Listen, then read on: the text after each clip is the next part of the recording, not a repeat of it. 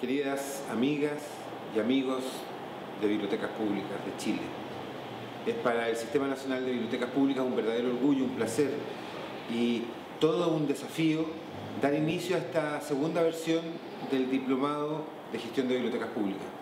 Acá todos y cada uno van a poder acceder a un formato de educación formal realizado por una universidad y discutir temas de atención a público, de trabajo con la comunidad, desafíos con las autoridades, fomento lector, automatización y tantos otros elementos que están incluidos en este diplomado. Pero lo más importante es que estamos pasando de la capacitación a la formación. Estamos pasando y elevando el nivel de nuestros bibliotecarios y de nuestras bibliotecarias.